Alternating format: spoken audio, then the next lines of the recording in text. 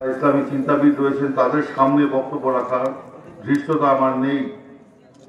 তারপরেও যেহেতু দুটি কথা বলতে বলা হয়েছে, সে কারণে আমি বলি যে আসলে এই ধরনের ধর্মীয় সভাগুলো আয়োজন করা হয় মূলত দুটি কারণ।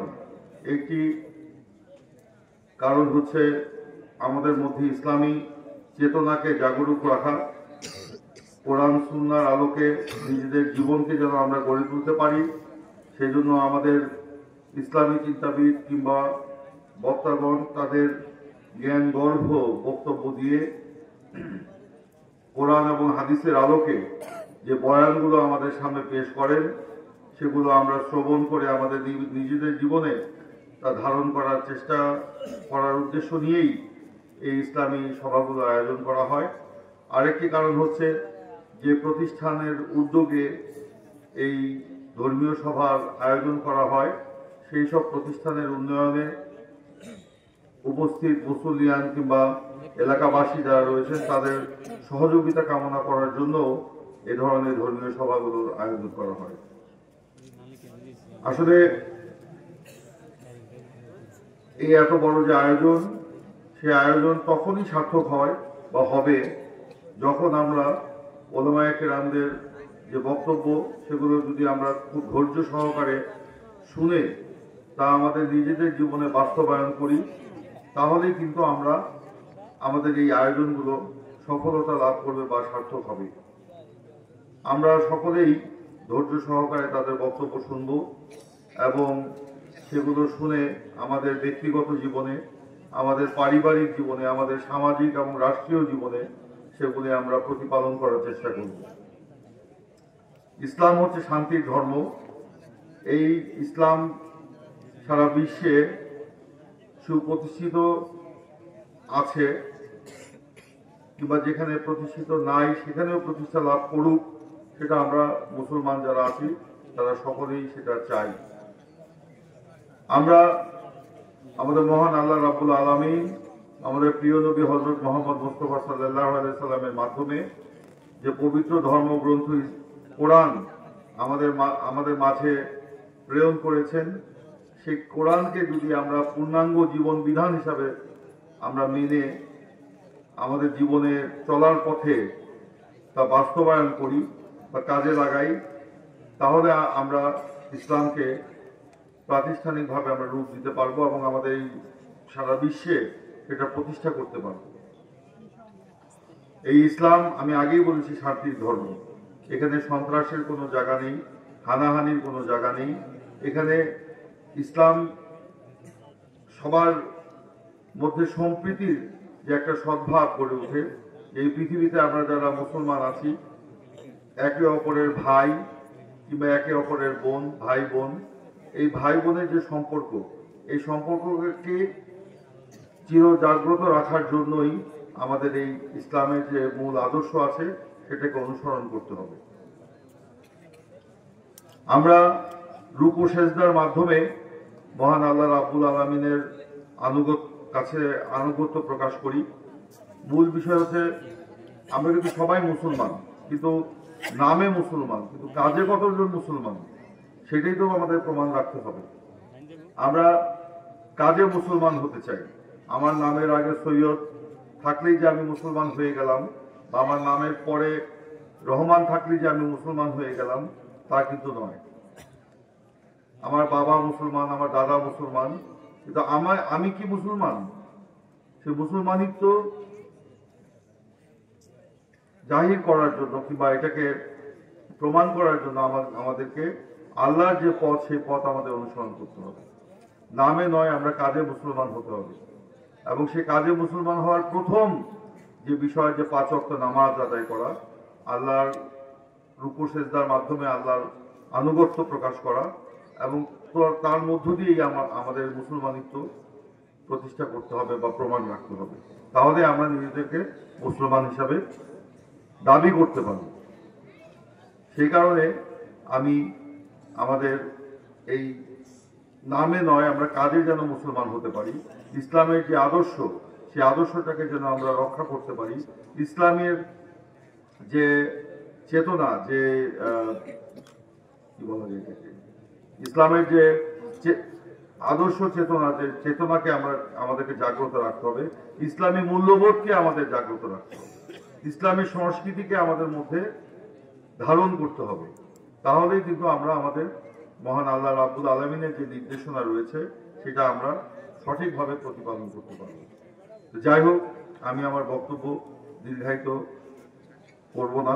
এখানে অনেক ওলামায়ে কেরাম আছেন, তারা তাদের বক্তব্য রাখবেন।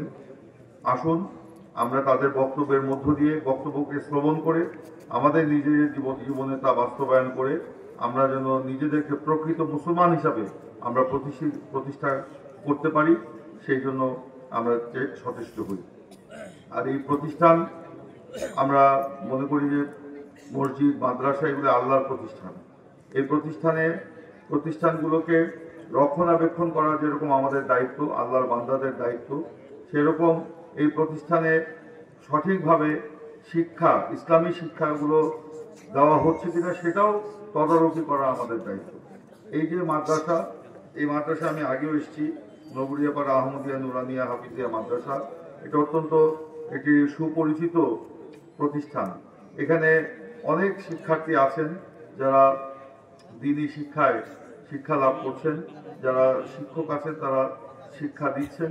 তো এই প্রতিষ্ঠানকে রক্ষা করা আমাদের সকলের দায়িত্ব এবং এই প্রতিষ্ঠানের যাতে এই শিক্ষাগুলো সঠিকভাবে দেওয়া হয় সেটাও তদারকি করতে হবে আল্লাহর বান্দা হিসাবে। আসুন আমরা মুক্ত হাতে এই প্রতিষ্ঠানে দান করি। আমরা যদি খাস দিলে আল্লাহর এই প্রতিষ্ঠানে দান করি, নিশ্চয়ই আল্লাহ সেটাকে কর্জে হাসনা হিসাবে গ্রহণ করবেন। আমরা যা দান করব তার 70 গুণ আল্লাহ আমাদের ফেরত দেবেন যদি আমরা খাস নিয়তে যদি আমরা এই দানটা করতে পারি, হালাল রুজির যে দানটা সেটা যেন আমরা এখানে করতে পারি, তাহলে আল্লাহ আমাদেরকে 70 গুণ ফেরত দিবেন। সেটা কিভাবে ফেরত দিবেন এটা আমরা নিজেরাও হয়তো বুঝবো না, হয়তো মালের মাধ্যমে না, অন্য কোনো উপায়ে আল্লাহ হয়তো সেটা ফেরত দিতে পারেন।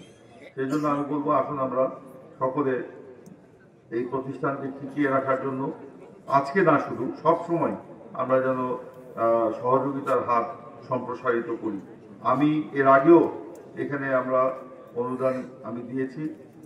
আপনারা জানেন যে আমরা রাজনীতি করি, বিভিন্ন জায়গায় যেতে হয়, ইচ্ছা করলেই এক জায়গায় অনেক বড় অনুদান আমরা দিতে পারি না, কারণ আমাদের যে বরাদ্দ নিজেদের ইনকামের উপর থাকে, ইনকাম থেকে আমরা দিই, সেটা ভাগ হয়ে যায়। এখন ধরেন হালুয়াঘাট, ধোবাউড়া অনেক মসজিদ মাদ্রাসা আছে, দাওয়াত করে, স্বাভাবিকভাবে সেখানে কিছু সহযোগিতা করতে হয়।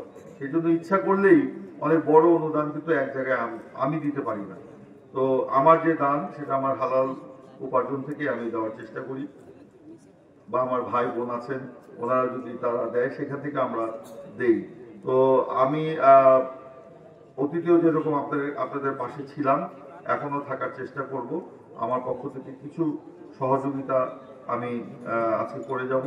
তবে এটাই শেষ নয়। আপনারা জানেন যে বিএনপি যখন এর আগের বার ক্ষমতায় ছিল 2001 থেকে 2007 সাল পর্যন্ত, সেই সময় আমরা এই হালুয়াঘাটে তখন এমন কোনো মসজিদ মাদ্রাসা ছিল না এটা আমাদের দান অনুদানের বাইরে ছিল। প্রত্যেকটা মসজিদ মাদ্রাসায় আমরা কিন্তু সহযোগিতা করেছি। কোনো মাদ্রাসায় বিল্ডিং করে দিয়েছি, রাস্তা করে দিয়েছি, ঘর করে দিয়েছি, বই কিনে দিয়েছি, কিতাব কিনে দিয়েছি, বা আরো অনেক সহযোগিতা সেভাবে আমরা করেছি। তা আপনারা দোয়া করবেন।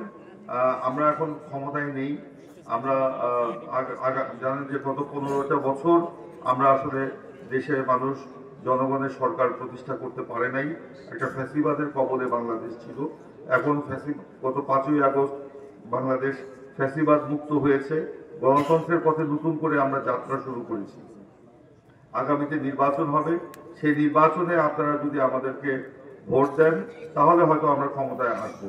তখন আমরা হয়তো সরকারের যে অনুদান আছে সেটা আমরা এই প্রতিষ্ঠানে বেশি করে দিতে পারবো এবং প্রতিষ্ঠানের উন্নয়ন আমরা করতে পারবো। আমি শুনেছি আপনারা এখানে কি এতিমখানা করার একটা আপনাদের ইচ্ছা আছে। আল্লাহ যদি আমাকে সেই তৌফিক দেন, আমি সেই কাজে আপনাদের সাথে সহযোগী থাকতে চাই।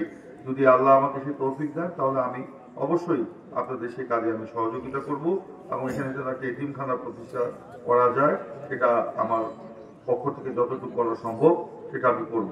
যেটা বলছিলাম যে আমরা আমাদের দল বাংলাদেশ জাতীয়তাবাদী দল আমরা ধর্মীয় মূল্যবোধে বিশ্বাস করি, ধর্ম নিরপেক্ষতায় নয়, কিংবা ধর্ম নিরপেক্ষতার নামে ধর্মহীনতা কিংবা সেকুলারিজমে নয়। আমরা ধর্মীয় মূল্যবোধ, ধর্মীয় সংস্কৃতিতে আমরা বিশ্বাস করি। সেই কারণেই আমাদের সরকার যখন আসে আমরা চেষ্টা করি যে ধর্মীয় চেতনাকে জাগ্রত রাখার জন্য এই মসজিদ মাদ্রাসার যেন উন্নয়ন হয়, সেই জন্য আমরা চেষ্টা করি। গতবারও করেছি। ইনশাল্লাহ এবার যদি আপনাদের সহযোগিতায় আমরা সেই সুযোগ পাই, আল্লাহ যদি আমাকে সেই সুযোগ করে দেন, তাহলে অবশ্যই অতীতের থেকেও আরো বেশি করে আমি আপনাদের পাশে থাকার চেষ্টা করব। তো যাই হোক, আমি বক্তব্য আর দীর্ঘায়িত করব না।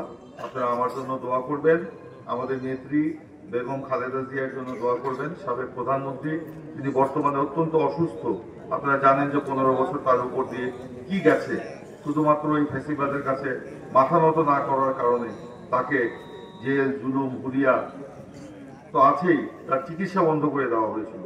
তো আজকে এই ফ্যাসিবাদ মুক্ত পরিবেশে তিনি চিকিৎসা নিচ্ছেন, অনেকটা সুস্থ। উনি বিদেশে যাবেন চিকিৎসার জন্য, ওনার জন্য আপনারা দোয়া করবেন। আমাদের নেতা বিএনপি ভারপ্রাপ্ত চেয়ারম্যান জনাব তারেক রহমানের জন্য দোয়া করবেন, তিনি যেন আপনাদের কল্যাণে আরো বেশি করে কাজ করতে পারেন। আমি আমার বক্তব্য আর দীর্ঘায়িত করব না। আজকের এই ইসলামী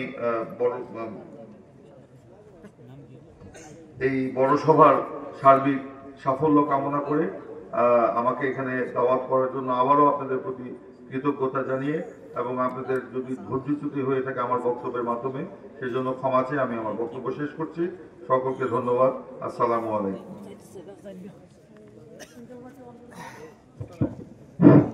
ধন্যবাদ আমাদের এই সৈয়দ ইমরান খালেদ পীর সাহেবকে তার গুরুত্বপূর্ণ আলোচনা করার জন্য। এখন একটা ঘোষণা হবে, আমরা ঘোষণাটা একটু শুনি।